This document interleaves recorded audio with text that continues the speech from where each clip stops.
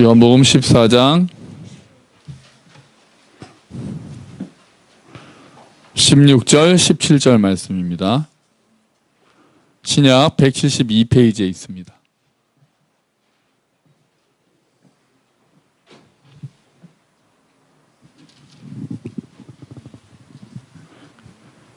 요한복음 14장 16절 17절 말씀 신약 172페이지에 있습니다.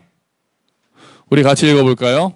내가 아버지께 구하겠으니 그가 또 다른 보혜사를 너희에게 주사 영원토록 너희와 함께 있게 하리니 그는 진리의 영이라. 세상은 능히 그를 받지 못하나니 이는 그를 보지도 못하고 알지도 못함이라.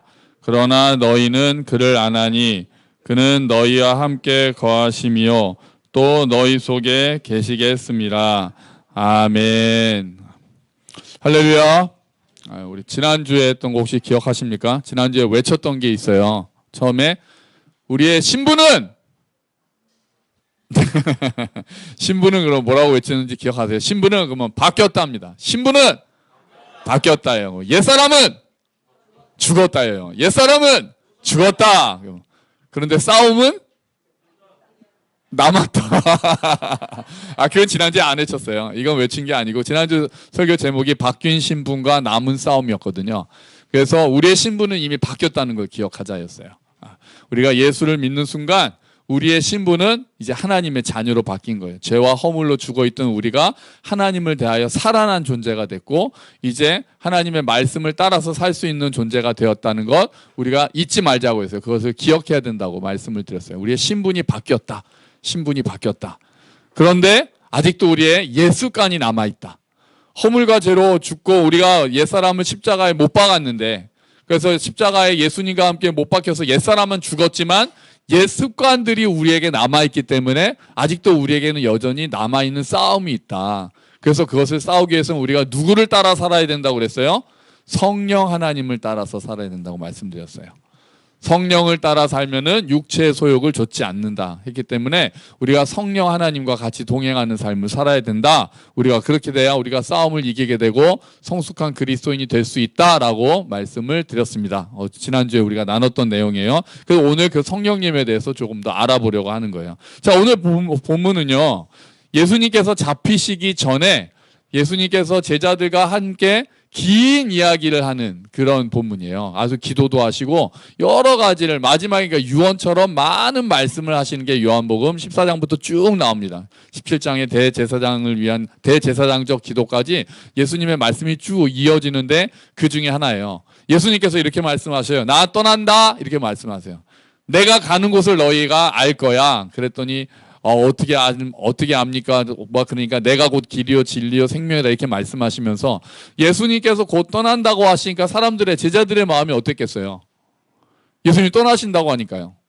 그러니까 뭔가 좀 불안하고 아니 여기까지 와서 이제 막 예루살렘에 와서 성전도 뒤엎고 이제 뭔가 좀 예수님이 메시아의 역할을 하시나 보다라고 생각하고 아직 그 제자들은 예수님의 십자가 죽음과 부활과 이거에 대해서는 생각을 잘 하지 못할 때였잖아요. 그래가지고 막 이제 뭔가 좀 되겠다라고 하고 긴장하고 이제 기대도 하고 막 그랬는데 나 간다 이렇게 말씀하신 거예요. 나 떠난다. 그래서 이 사람들이 좀 마음이 그랬을 거예요. 어디를 가신다는 거지? 그럼 우리는 어떻게 하라는 거지? 그랬더니 예수님께서 이런 말씀을 하시는 거죠. 내가 가면은 하나님께서 내가 아버지께 구하겠으니 그가 또 다른 보혜사를 너희에게 주시겠다. 영원토록 함께 하시겠다. 이렇게 말씀하시는 거예요. 그분이 누구세요? 보혜사가 성령 하나님이세요. 성령 하나님. 어떤 이단 교주가 항상 자기가 보혜사라고 얘기하는 사람들이 많아요. 하긴 우리나라에도 하나님이 한 20분 정도 계시고 작년에도 한 분 돌아가셨다고 또 그러는데 성령님이라고 보혜사라고 이렇게 자기를 이야기하는 사람들이 있어요. 이단이죠 자, 여기에서 내가 보혜사를 보내주겠다라고 예수님께서 말씀하시는 거예요. 그러면서 이 보혜사가 바로 성령 하나님이세요. 자, 그러면서 예수님이 뭐라고 말씀하시냐면은요. 17절에 보면은 그는 진리의 영이다. 그라고 합니다. 그러니까 다시 오시는 예수님이 보내주시는 보혜사는 인격이라는 걸 알 수가 있어요. 인격이다. 그죠? 어떤 힘이나 파워나 에너지나 그런 게 아니라 그라고 얘기하죠. 인칭 대명사를 쓰거든요. 그러니까 예수님께서 보내시는 게 어떤 힘을 보내시는 게 아니라는 거예요. 예수님께서 승천하신 다음에 보내주신다고 약속하시는 게 어떤 막 능력, 우리가 불 같은 막 이게 바람 같은 그런 걸 자꾸 생각하니까 성령 하나님을 능력으로 생각하기가 쉬운데 그런 게 아니라 성령 하나님도 인격적이신 하나님이다라는 것을 알 수 있어요. 우리가 오늘 예수님의 말씀 속에서 우리가 알 수 있는 게 몇 가지가 있어요. 하나가 성령 하나님은 인격이시다라는 거예요. 인격이시다. 성령 하나님은 하나님이시다. 삼위일체 하나님의 한 분이시다. 우리가 삼위일체는 좀 어렵잖아요. 세 분이 한 분이시고 한 분이 세 분이신 게 삼위일체니까요. 하나님이 성부 하나님, 성자 하나님, 성령 하나님이 다 세 분이 하나로 계시는 모습이 삼위일체 하나님이고 성령 하나님도 인격적이신 하나님이다. 이걸 잊으시면 안 돼요. 성령 하나님도 파워나 에너지가 아니라 인격적이신 하나님이다. 그래서 우리와 대화하시고 슬퍼하시기도 하고 기뻐하시기도 하는 분이시다. 성령 하나님이 그런 분이세요. 성령 하나님이 인격적이신 분이다. 우리가 기억을 해야 되고요. 다음에 보혜사라고 얘기했어요. 보혜사. 그 전에 성령 하나님이 인격적이다. 그 다음에 성령 하나님은 예수님께서 구하셔서 하나님께서 보내신 분이시다. 하나님께서 보내신 하나님이시다. 성부 하나님께서 보내신 하나님이시다. 우리 기억하셔야 되는 게 이거예요. 성자 하나님께서 구하셔서 성부 하나님께서 보내셨다. 이게 17절의 말씀이거든요. 내가 아버지께 구하겠으니 예수님께서 자 이제 하나님 아버지 성령 하나님을 보내셔서 이제 저들을 인도해 주십시오. 저들과 함께 해 주십시오라고 예수님께서 구하셨고 드디어 성령 하나님께서 이제 오실 것이라고 예수님께서 얘기하시는 거예요. 그래서 성령 하나님을 뭐라고 부릅니까? 17절에요. 16절에 뭐라고 불렀습니까? 다른 보혜사다라고 이야기를 합니다. 보혜사, 보혜사. 보혜사의 뜻이 뭡니까? 보혜사의 뜻은요, 위로자라는 뜻이에요. 위로자. 위로자. 보혜사의 뜻은 위로자 또는 돕는 자. 돕는 자. 또는 변호인. 변호인. 이런 뜻이에요. 그러니까 성령님은 어떤 분이라는 거예요? 우리를 위로하시는 분이고, 우리를 도우시는 분이고, 우리를 변호하시는 분이라는 거예요. 어떤 분은 성령 하나님을 좀 더 약간 실감나게 요즘 예로 어떤 예로 들었냐면은 코치라고 예로 든 사람이 있었어요. 코치. 운동선수의 코치요. 코치가 어떤 사람이에요? 선수 대신 운동 경기에서 띄워줍니까? 그러지는 않죠. 운동 경기를 대신 띄워주지는 않아요. 하지만 운동을 준비하고 계획하고 선수가 시합에 나가기 전부터 삶을 전체를 다 관장하거든요. 운동만 가르치고 이제 그러지 않아요. 선수들을 그 코치와 선수의 관계는 이제 멘토 같은 관계가 돼서 진짜 하나하나 먹는 것부터 해가지고 휴식 시간을 어떻게 보낼 것인지 어떻게 계획할 것인지 이런 것들을 다 짜주는 그런 사람이 코치잖아요. 그래서 항상 옆에서 응원해주고 시합에 있을 때 진짜 함께 피와 땀을 흘려가면서 선수들을 응원해주고 도와주고 힘들게 해주고 그 선수의 인격까지 만들어가는 사람. 요즘에는 입시 컨설턴트가 이런 역할을 하는데 이런 역할을 하네요. 다 짜주고 쉬는 시간에 뭐 할지도 짜주고 전에 보니까 막 명상하면서 막 마인드 컨트롤까지 다 해주고 성령 하나님 같은 존재군요. 입시 컨설턴트가 지금 생각하면 코치 같은 존재다. 그래서 그런 코치를 어떤 사람을 만나느냐에 따라서 선수들의 인생이 바뀌잖아요. 그죠? 김연아가 누구를 만나서 그렇게 훌륭한 사람이 될 수 있었습니까?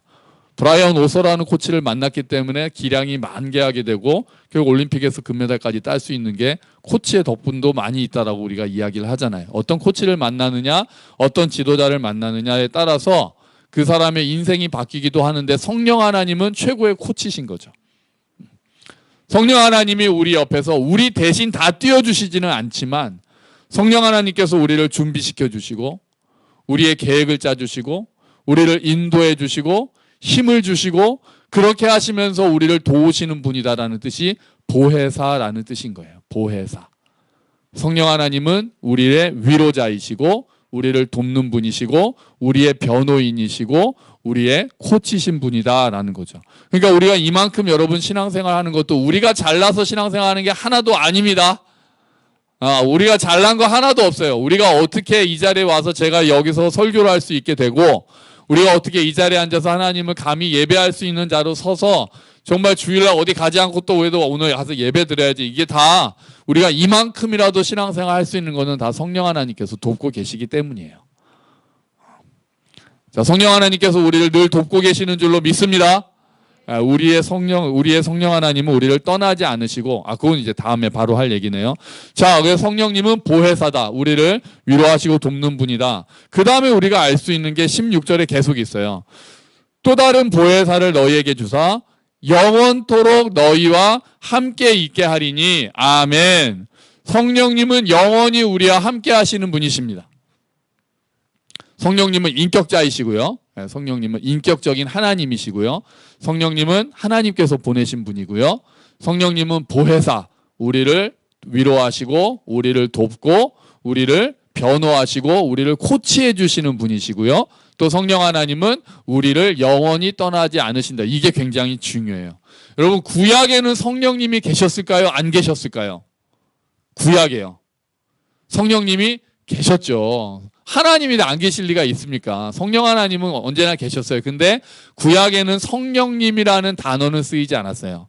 유대인들은 그 당시 히브리인들은 아직 삼위일체 하나님에 대해서는 잘 몰랐기 때문에 성령님을 항상 뭐라고 불렀냐면은 하나님의 영이라고 불렀습니다. 하나님의 영. 그래서 하나님의 영이 처음에 어디에 나오는지 혹시 아시나요? 창세기 1장 2절에 나와요. 1장 1절에는 태초에 하나님이 천지를 창조하시니라. 그다음에 하나님의 영이 수면 위에 운행하시니 나오거든요. 그러니까 창세기 1장부터 벌써 성령 하나님은 등장하시는 거예요. 이 세상을 창조하실 때도 성령 하나님이 계셨단 말이에요. 그래서 구약에도 성령님이 계셨다는 거 우리가 알고 있어야 돼요. 구약에도 성령 하나님, 하나님의 영이 계셨습니다. 그런데 하나님의 영이 지금하고 다른 점은 뭐였냐면요. 구약 시대에도 모든 믿는 사람에게 성령님이 계신 게 아니라 하나님의 백성과 함께 하셨는데 특별한 사람들한테 특별한 순간에 하나님의 영이 임하셨어요. 대표적으로 하나님의 영이 딱 임해서 그 나라를 위해서 싸웠던 사람들이 어떤 사람들입니까? 사사와 같은 사람들이죠. 구약 시대에는 성령님께서 하나님의 영이 딱 어떤 일을 할 때 임했어요. 기름을 부을 때 임하거나 하나님께서 딱 사사 시대는 이랬잖아요. 딱 이제 그 이스라엘이 불순종해가지고 외적이 쳐들어와서 막 고생하고 있을 때 사람들이 막 하나님한테 회개하고 구해달라고 하니까 하나님께서 한 사람을 사사로 세우시죠. 그러면서 하나님의 영을 부어주세요.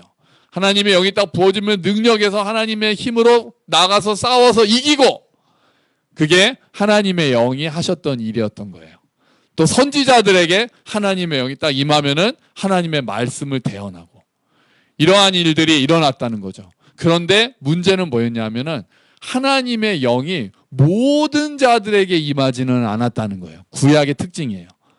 모든 사람에게 임하는 게 아니었다. 두 번째는 일시적으로 임했다. 하나님의 영이 떠나시기도 했다.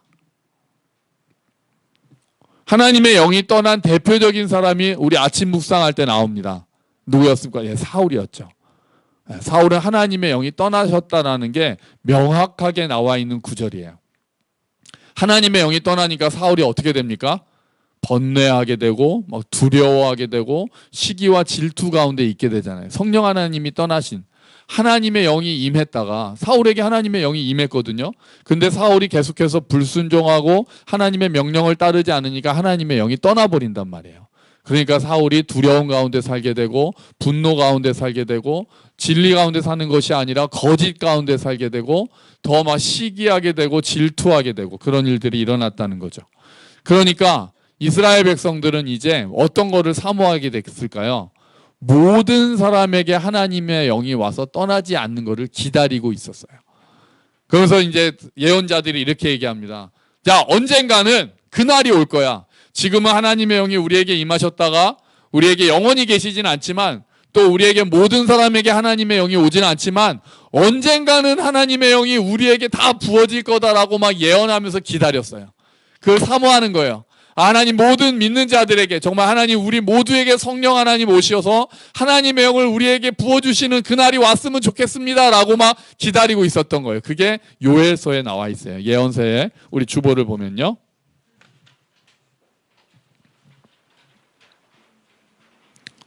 요엘서 2장 28절 말씀입니다. 우리 같이 읽어볼까요? 시작. 그런 다음에 내가 모든 사람에게 나의 영을 부어주겠다.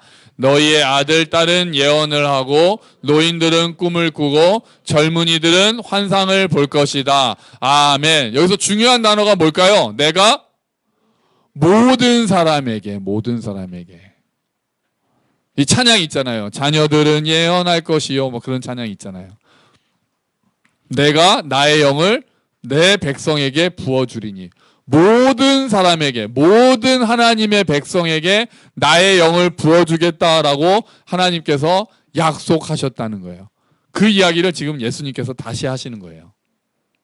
이제 너희에게로, 나를 믿고 나의 제자가 된 너희들에게 이제 성령 하나님, 또 다른 보혜사, 다른 보혜사가 오셔서 영원히 떠나지 않겠다라고 예수님께서는 그 약속까지 하고 계시는 거죠. 이 예언이 오순절날 성령 하나님이 임하심으로 이루어졌거든요. 예수님께서도 약속하셨고 구약에서 요엘 선지자도 예언했던 이 말씀이 결국은 성령 하나님께서 오순절날 오심으로 해가지고 약속이 이루어졌습니다. 그러면 이제 성령 하나님은 누구에게 들어오신다고요? 모든 사람은 아닐 거예요. 그죠? 모든 믿는 사람에게 들어오시는 거예요. 여러분, 성령 하나님이 여러분 안에 계십니까? 아멘, 아멘. 그거는 확실한 거예요. 성령 받으셨습니까? 아멘이에요. 여기도 무조건 아멘이에요. 성령님이 계시는 거랑 성령을 받았다는 거랑 같은 말이란 말이에요. 성령을 받았다 그러면 우리가 막 어떤 특별한 은사를 생각하거나 그러기가 쉬운데 그게 아니라 모든 믿는 자들에게는 성령 하나님이 들어와 계신다고 약속하셨잖아요. 그 성령 하나님이 영원히 우리와 함께 하십니까? 아멘. 아멘. 성령 하나님이 우리를 떠나지 않는다라고 말씀하셨어요. 그래서 예수님께서 나중에 세상 끝날까지 내가 너희와 함께 있겠다라고 하신 말씀은 성령 하나님을 통해서 예수님도 함께 계신다는 말씀이에요. 여러분, 우리 안에 성령님이 계십니다. 우리 안에 성령님이 계세요. 우리가 예수님을 주와 구세주로 믿을 때 성령 하나님이 우리 안에 오신다고요. 그런데 사실은 성령님이 우리랑 관계없이 사시다가 갑자기 내가 주님, 내가 예수님을 주와 구세주로 믿겠습니다. 그러면 성령님이 제가 믿네? 그리고 쏙 들어오시는 건 아니에요. 우리가 그렇게 고백할 수 있는 것조차 성령 하나님이 도와주셨기 때문이에요. 이 부분이 이게 신비예요. 성령 하나님이 우리가 예수님을 주와 구세주로 영접할 때 우리에게 들어오시지만 그 전에 사실은 우리가 그렇게 고백할 수 있도록 성령 하나님이 우리를 이끄셨기 때문에 우리가 신앙을 고백할 수 있게 됐어요. 그래서 우리가 뭘로 구원받는다는 거예요? 은혜로 구원을 받는다는 거예요. 믿음을 통하긴 하지만 은혜로, 우리가 믿음을 가지고 예수님을 주와 구세주로 영접한 것 자체가 이미 은혜가 임했기 때문이거든요. 우리 고린도전서를 한번 볼까요? 주보를 보시면, 자, 한번 같이 읽어봅시다. 고린도전서 12장 3절 말씀입니다. 그러므로 나는 여러분에게 알려드립니다. 하나님의 영으로 말하는 사람은 아무도 예수는 저주를 받아라 하고 말할 수 없고, 또 성령을 힘입지 않고서는 아무도 예수는 주님이시다 하고 말할 수 없습니다. 아멘. 우리가 예수는 주님이시다라고 말하려면 누구를 힘입어야 된다고요? 성령을 힘입어야 된다는 거예요. 성령 하나님이 우리와 함께 하시지 않았으면 우리가 예수님을 나의 주님이라고 고백할 수가 없었다는 거예요. 여러분, 예수님을 주님이라고 고백하시죠? 성령 하나님이 우리와 함께 하시기 때문에 그럴 수 있는 거예요. 성령 하나님이 우리와 함께 하세요. 우리에게 예수님을 주님이라고 고백할 수 있는 마음을 허락하세요. 우리의 신앙생활은 성령 하나님한테 달려있다고 해도 과언이 아니에요. 예수님을 처음 믿을 때부터 모든 구원은 성령 하나님을 통해서 이루어지기 시작했다는 거죠. 우리 안에 성령님이 계시다는 것을 믿으시기를 바랍니다.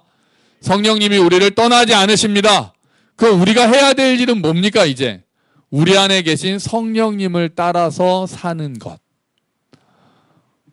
성령을 받기 위해서 우리가 노력하는 게 아니라 성령 하나님이 우리 안에 계시다는 것을 믿고 그 성령 하나님을 따라서 살아가는 것이 우리가 해야 될 일인 거예요. 그러면 이제 성령님은 우리 안에서 어떤 일을 하시는가? 성령님이 하시는 가장 큰 일은 그 다음 우리 요한복음 17절에 성령 하나님의 그 별명이 있어요. 성령 하나님의 별명이 우리가 오늘 읽었던 본문 14장 17절에 하나님의 별명이 있어요. 한번 같이 읽어봅시다. 그는 진리의 영이라. 아멘. 그는 진리의 영이라. 성령 하나님은 진리의 영이다. 이게 성령 하나님의 가장 큰 일이고 가장 큰 별명이에요. 예, 성령님이 하시는 가장 중요한 일은 우리를 진리로 이끄시는 게 성령 하나님이 하시는 가장 중요한 일이에요. 주보 다시 한번 보세요. 주보 요한복음 14장 26절 말씀이 있어요. 자, 진리의 성령님이 하시는 것 한번 같이 읽어봅시다. 시작. 그러나 내 아버지께서 나의 이름으로 보내실 진리의 성령이신 보혜사께서 너희에게 모든 것을 가르치시며 내가 너희에게 말한 모든 것을 생각나게 하실 것이다. 아멘. 모든 것을 가르쳐 주시고 예수님께서 말씀하신 모든 것을 생각나게 하시는 것. 성령님은 우리를 진리로 인도하세요. 예수님께로 인도하신다는 거죠. 그러니까 처음에 성령님이 하시는 일은 예수님이 어떠한 분이신가를 우리에게 알려주시는 거예요. 성령님이 하시는 일은 예수님에 대해서 알려주시는 거예요. 예수님이 어떤 분이신가? 예수님이 어떤 일을 하셨는가? 그거를 우리에게 알려주세요. 또 예수님이 하신 일로 말미암아 우리에게는 어떤 변화가 있는가? 이런 것들을 알려주시는 게 성령님이 하시는 거예요. 성령님은 우리를 누구에게로 인도하시는 거예요? 예수님께로 깊이 인도하시는 분이 성령님이세요. 진리 가운데로 인도한다는 것은 예수님께로 인도한다는 거예요. 그리고 또 성령 하나님께서는 하나님의 말씀을 깨닫게 해주세요. 성경 말씀이 기록된 것도 성령 하나님의 감동으로 이루어진 건데 그 하나님의 말씀을 우리에게 깨닫게 해주신단 말이에요. 그래서 성령 하나님이 없는 믿지 않는 사람들은 하나님의 말씀을 들어도 깨달을 수가 없어요. 그냥 우리 정직하게 삽시다, 사랑하면서 삽시다, 이런 말씀은 꼭 하나님의 말씀, 하나님의 진리이긴 하지만 성령 하나님이 없어도 그런 거는 그냥 우리가 인간적으로 받아들일 수 있는 말이에요. 그런데 예수님이 십자가에서 우리를 위해서 죽으셨다. 우리가 모두 죄인이다. 예수님이 당신을 위해서 당신을 대신해서 죽으셨다. 이런 말씀은 사람들이 받아들일 수가 있습니까? 없습니까? 없죠. 성령 하나님이 그 안에 계시는 사람들만 그 말씀을 듣고 아멘이라고 할 수 있는 거예요. 그래서 교회에선 어쩌면은요, 모든 사람들이 듣기 좋은 말, 듣고 싶어 하는 말만 하면은 교회는 어쩌면 그렇게 되면 진리의 말씀을 아직 덜 선포하는 것일 수 있어요. 교회는 결국은 십자가를 이야기해야 되거든요. 부활을 이야기해야 되거든요. 우리가 죄인이라는 걸 이야기해야 된단 말이에요. 그게 진리 안에 아주 중요한 진리 안에 들어가 있는 거잖아요. 그래서 구원받은 자들이 그 구원받은 자답게 사랑하면서 살고 감사하면서 살고 그 다음에 따라오는 것들, 이제 성령의 열매를 맺으면서 살자는 건데, 이게 되지 않고 십자가, 우리가 죄인인데 우리가 죽어야만 했는데 하나님의 진노 가운데 있었는데 우리가 지난주에 보았던 것처럼 허물과 죄로 죽었던 자들인데 예수님에 의해서, 예수님께서 우리를 대신해서 위해서 죽으셨기 때문에 우리가 다시 살아났다는 거, 이런 게 되지 않고 사랑하자라는 이야기만 하거나 감사하자, 인내하자라는 이야기만 하면은 진리의 가장 큰 중요한 부분은 이야기하지 못한 거란 말이에요. 그리고 이 부분은 성령 하나님이 깨닫게 하시지 않으면 우리가 깨달을 수 없는 거예요. 그래서 믿지 않는 사람들은 이 부분은 받지 않아요. 이런 부분만 얘기하면은 다 끄떡끄떡하면서 저것도 좋은 말이지. 근데 그게 이것보다 더 중요한 건 이쪽이란 말이에요. 우리의 신분이 바뀌었다는 게 훨씬 더 중요한 거란 말이에요. 그래서 이 부분의 말씀을 우리가 깨닫는 거는 성령 하나님으로만 가능한 거예요.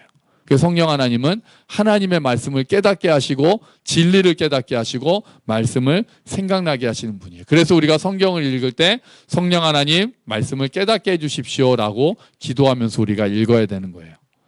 또 말씀을 읽다가 어떤 내 상황하고 딱 연결이 돼서 무릎을 치신 적이 있지 않으세요? 아, 이 말씀은 정말 오늘 나한테 하시는 말씀이야. 이 말씀은 오늘 내 상황하고 너무 맞아. 어제 이런 일이 있었는데 그 다음날 아침 묵상을 하는데 하나님이 거기에 맞는 말씀을 주시고 내게 상황과 연결시켜 주시는 것도 누가 하시는 일이에요? 성령 하나님이 하시는 일이에요. 아, 이게 그런 뜻이구나 하면서 딱 깨닫게 될 때가 있지 않아요? 전에는 잘 이해 못했던 말씀이었는데 어느 순간에 아, 이 말씀이 그런 뜻이구나, 아멘이라고 받아들이는 그것들, 그게 성령 하나님이 그런 일들을 하신 거였어요.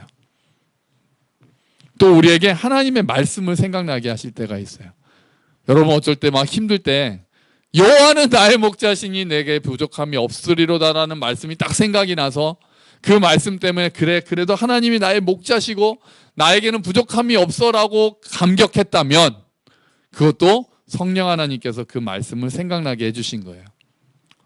그저께 그 신문을 보니까 어떤 그 칼럼이 나왔어요. 국민일보의 칼럼이었는데 학교에서 자기 아들이 이제 많이 맞았다고 이제 학교에서 연락이 왔다는 거예요. 그래서 이제 갔대요. 아, 자기 친구 아들이었구나. 친구 아들이었네요. 그래서 그 엄마가 갔어요. 엄마가 막 걱정돼서 갔더니 아들이 정말 많이 맞았더래요. 1대1로 싸웠는데, 근데 상대방은 한 대도 안 맞은 거예요. 그러니까 이제 그 교무실에 있었을 거 아니에요. 그래서 얘기를 하면서 그랬더니 그 때린 녀석이 갑자기 그러더래요. 야, 너는 어떻게 한 대도 안 때리냐? 그렇게 얘기를 하더래요. 그 맞은 애한테. 그랬더니 이 애가 너도 예수님 믿어. 오른뺨을 때리면 왼뺨도 되라고 하셨단 말이야. 딱 그랬다는 거예요. 야, 그 얻어맞을 때 그 말씀이 생각이 난 거예요. 성령님께서 그 말씀을 생각나게 하신 거예요. 그 말씀을 생각나고 순종할 수 있는 힘을 주신 거예요. 놀랍죠.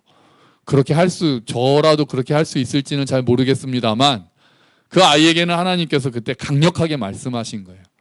그래서 왼뺨도 돌려대라고 말씀하신 거예요. 우리가 볼 때는 어떻게 저렇게까지 할 수 있을까 생각이 날 수 있는데 그 아이는 그 말씀에 순종한 거예요. 그래서 그 부모도 그 사실을 보고 그 아이를 아무런 조건 없이 그냥 용서했다고 그러더라고요. 아, 성령님께서 이 아이에게 말씀하셨구나. 우리에게도 같은 말씀을 하시는구나. 그러면 우리도 그냥 용서하겠다라고 했던 거예요. 자, 모든 것들이 상황이 있으니까 뭐 잘못한 걸 무조건 용서하자 이런 말은 아닌 거 아시죠? 우리가 어떤 상황이 있는데 하나님의 말씀이 딱 떠오를 때가 있어요. 그 말씀이 생각나게 하실 때가 있단 말이에요. 그게 누가 하신 거예요? 성령 하나님이 하신 거예요. 우리가 막 염려할 때 갑자기 아무것도 염려하지 말고 모든 일에 기도와 간구로 너희 구할 것을 감사함으로 하나님께 아뢰라 라는 말씀이 생각날 때가 있어요. 막 염려가 되는데 내일 일은 내일이 염려할 것이다. 염려하지 말라. 무엇을 먹을까, 무엇을 마실까, 무엇을 입을까 염려하지 말라. 이런 것들은 이방인들이 하는 거다. 내일 일은 내일이 염려할 거다라는 말씀이 갑자기 내 마음에 딱 떠오를 때가 있어요. 누가 생각나게 하신 거예요? 성령 하나님께서 생각나게 하시는 거예요. 자녀에게 막 화가 났는데 갑자기 자녀를 노엽게 하지 말고 주의 교훈과 훈계로 양육하라라는 말씀이 우리에게 딱 떠오를 때가 있지 않아요? 성령 하나님께서 생각나게 하신 거예요.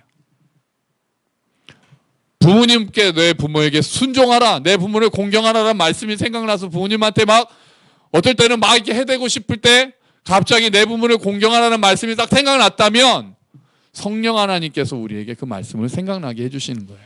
성령 하나님이 하시는 일이 그런 일이에요. 말씀을 깨닫게 하시고 말씀이 생각나게 하시는 거예요. 성령 하나님은 진리의 영이시기 때문에 그래요. 이렇게 성령님이 우리를 진리로 인도해 가시면은 그 다음엔 어떤 일이 일어날까요? 성령님이 우리를 계속해서 진리로 인도해 가시고 우리가 그러면은 해야 되는 일은 그 성령 하나님을 따라서 말씀에 순종하고 내가 생각나는 말씀에 순종해서 염려하던 사람도 감사함으로 하나님께 구하기 시작하고 막 분노가 올라왔던 사람도 자녀에 대해서 막 화가 났던 사람도 하나님이 그 말씀을 딱 생각나게 성령 하나님이 생각나게 하실 때는 주의 교훈과 훈계로 양육하겠습니다. 주님. 그래서 한 발 떨어져서 차분하게 아이에게 이야기할 수 있게 되고 그런 일들이 일어나고 우리가 말씀에 순종하는 일들이 일어나면 우리 가운데 어떤 일들이 생깁니까? 우리 안에 열매가 맺히게 됩니다. 그게 무슨 열매예요? 성령의 열매인 거죠. 성령의 열매 9가지 우리가 주보에 있습니다. 갈라디아서 5장 22절 23절 말씀이네요. 같이 읽어볼까요? 오직 성령의 열매는 사랑과 희락과 화평과 오래 참음과 자비와 양선과 충성과 온유와 절제니 이 같은 것을 금지할 법이 없느니라. 아멘. 성령님께서 우리 인격을 성숙시킬 때 이런 열매들이 우리 안에 맺어지는 거예요. 이런 열매가 같이 맺어져요. 나는 뭐는 되는데 뭐는 안 돼, 그러지 않고요. 성령의 열매는 같이 우리 안에 맺히게 돼요. 성령님과 동행하려고 하고 일상에서 성령님의 인도하심을 따르면은 이런 열매들이 우리 안에 맺어지는 게 당연한 거죠. 그렇게 성령의 열매를 맺는다는 것은 결국 누구를 닮아가는 거랑 같습니까? 예수님을 닮아가는 거랑 같아요. 우리가 성령 하나님과 동행하기 시작하면은 예수님을 닮아가는 거죠. 성령님이 우리에게 하시는 일이 예수님을 닮아가도록 하시는 일인 거예요. 이렇게 우리 안에 거하시는 성령님과 동행하려고 애쓰고, 우리가 성령님께서 생각나게 하시는 말씀에 순종하려고 애쓰고, 성령님께서 깨닫게 하시는 하나님의 말씀에 순종하려고 애쓰는 가운데 성령의 열매가 맺어지는 상태를 뭐라고 얘기합니까? 성령 충만이라고 이야기를 합니다. 다시요. 우리가 우리 안에 계시는 성령님이 생각나게 하시는 말씀에 순종하고 성령님께서 깨닫게 하시는 말씀을 따르려고 애쓰고, 그렇게 우리가 따라가는 가운데에서, 진리를 따라가는 가운데서 우리 안에 성령의 열매가 맺히는 상태를 성령 충만이라고 이야기를 하는 거예요. 그런 성령 충만하게 되면은 공동체를 섬기는 삶을 살게 돼요. 그리고 예수님을 증거하는 증인의 삶을 살게 됩니다. 성령 충만은 성령으로 가득한 거예요. 성령님의 다스림을 온전히 받고 있는 거예요. 성령님과 친밀하게 지내는 거예요. 그런 사람들에겐 열매가 맺히는 거고, 그런 사람들 우리가 성령 충만하다라고 이야기를 하는 거예요. 우리가 막 밤새 기도하고 막 밤새 찬양하고 그러지 않더라도 내 가운데 성령 하나님과 친밀하게 일상 가운데서 하나님 이런 건 어떻게 할까요? 성령 하나님 나를 인도해 주세요라고 우리가 여쭤보면서 우리 안에 성령의 열매가 맺힌다면 그 사람이 성령 충만한 사람이에요. 막 여러 가지 은사가 막 나고 막 방언을 하고 병을 고치고 그런 능력이 없더라도 성령 하나님께서 이 공동체를 섬기라고 하셨고 또 예수를 증거하는 삶을 살라고 하셨으니 내가 거기에 따라서 성령님을 따라서 그렇게 섬기고 사랑하고 예수를 증거해야 되겠다라고 마음을 먹고 그렇게 살아가는 사람이 있으면 그런 사람이 바로 성령 충만한 사람이에요. 성령 충만은 우리가 어떤 삶을 사느냐, 성령님과 어떤 관계에 있느냐로 드러나는 거지, 능력이나 어떤 은사나 그런 걸로 성령 충만이 드러나는 것은 아닌 거예요. 우리가 이제 해야 될 일은 뭡니까? 우리가 해야 될 일은요, 우리 안에 계시는 성령님과 동행하는 거예요. 하루를 시작할 때마다 성령 하나님 오늘도 저를 인도해 주십시오라고 기도하세요. 성령님 오늘 하루 저를 인도해 주십시오. 어떤 문제가 생기거나 내가 어려운 일이 생겼을 때 성령님 이럴 때는 제가 어떻게 하는 게 맞습니까? 옛 습관이 막 올라오려고 할 때 성령님 제가 이거를 어떻게 해야 되겠습니까? 이렇게 여쭤보는 거예요. 기도할 때도 내가 막 이야기하는 걸 쏟아내는 것뿐 아니라 잠깐 멈춰서 성령님 말씀해 주십시오라고 우리가 이야기를 하는 거예요. 성경을 읽을 때도 성령님 이 말씀을 깨닫게 해 주십시오 라고 말씀드리는 거예요. 그게 우리의 삶 가운데서 성령님과 동행하는 삶이에요. 그렇게 성령님을 의식하고 내 안에 계신 성령님을 의식하는 삶이에요. 성령님과 아무런 관계없이 사는 게 아니라 내 안에 계시다니까요. 성령님이요. 성령 하나님이 내 안에 계시다는 걸 끊임없이 우리가 생각해야 돼요. 이거는 좀 훈련해야 될 필요도 있는 것 같아요. 우리가 자꾸 잊어버리거든요. 내 안에 성령님이 계시다는 걸 잊어버리니까 자꾸 생각하는 거예요. 성령님이 내 안에 계시다. 지금 나와 동행하고 계신다. 나를 인도하고 계신다라는 것을 자꾸 의식하면서 성령님 이 일은 어떻게 해야 됩니까? 그렇게 할 때 우리가 성령님의 말씀, 성령님께서 생각나게 하시는 말씀에 따를 때 이 일은 성령님께서 이렇게 하셨구나라는 것들을 경험하기 시작해요. 성령님이 이런 일들을 하셨어. 성령님 내가 말씀에 순종하려고 했더니 성령님이 이런 일들을 하셨어. 성령님이 나를 이렇게 인도하시는구나라고 경험할 수 있게 되는 거예요. 그러면서 우리가 성숙해 가는 거예요. 이런 과정들이 쌓여가면서 우리가 하나님께서 일하고 계시다는 것을 체험할 수 있게 되는 거예요. 그리고 성령 충만한 사람이 돼서 성령의 열매를 맺기 시작하는 겁니다. 여러분 우리가 매일매일의 삶에서 성령님과 동행하게 되시기를 주의 이름으로 축원합니다. 네. 의식해야 돼요. 훈련도 해야 돼요. 생각나게 하시는 말씀에 순종하려고 마음 먹어야 돼요. 결단해야 돼요.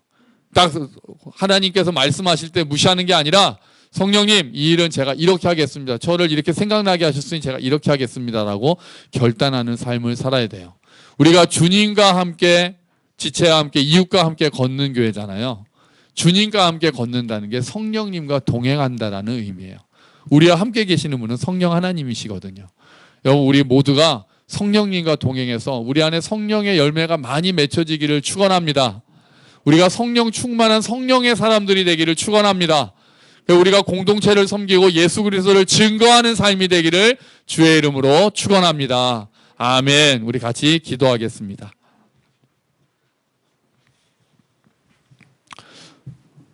성령 하나님, 우리 안에 계시니 감사합니다. 우리를 인도해 주셔서 예수님을 믿게 해주시고 예수님을 주와 구세주로 고백할 수 있게 해주신 성령 하나님, 제가 성령 하나님을 더 의식하면서 살기를 원합니다.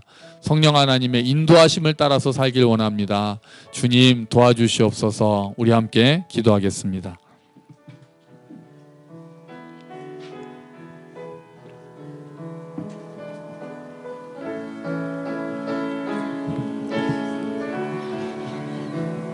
주여,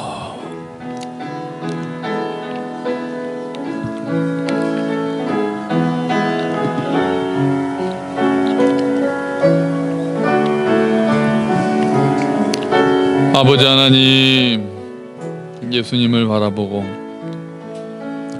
내 안에 계신 성령님, 성령님과 동행하는 삶을 살기를 원합니다. 주님 용서해 주시옵소서. 오 주여, 우리가 성령 충만한 삶을 살기 시작하고 성령의 열매를 맺는 사람들이 될 수 있도록 도와주시옵소서.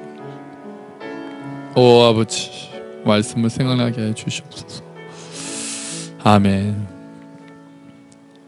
하나님 감사합니다. 우리 안에 성령 하나님이 계셔서 감사합니다. 성령 하나님이 우리를 이끌어 주시니 감사합니다. 우리가 너무나도 연약하지만 성령 하나님이 이끌어 주시기에 우리가 예배도 드릴 수 있고 말씀을 조금씩이라도 깨달을 수 있고 기도할 수 있게 되었음을 믿습니다. 주님, 우리가 성령 하나님과 동행하는 삶이 되기를 원합니다. 이미 우리 안에 계셔서 우리를 이끌고 계시는데 우리가 말씀을 생각나게 하시고 진리로 인도하시는 성령님의 음성에 순종할 수 있게 해주시고, 하나님, 그럴 때 우리 안에서 성령의 열매가 맺히고 우리 모두가 성령님과 친밀한 성령 충만한 삶을 살 수 있도록 은혜를 베풀어 주시옵소서. 그래서 우리 가운데 성령의 열매가 충분하게 충만하게 열리게 해주시고 우리가 공동체를 섬기고 또 이웃에게 주님을 증거하는 삶을 사는데 부족함이 없도록 주여 은혜를 더하여 주시옵소서. 감사합니다. 주님, 예수 그리스도의 이름으로 기도합니다. 아멘.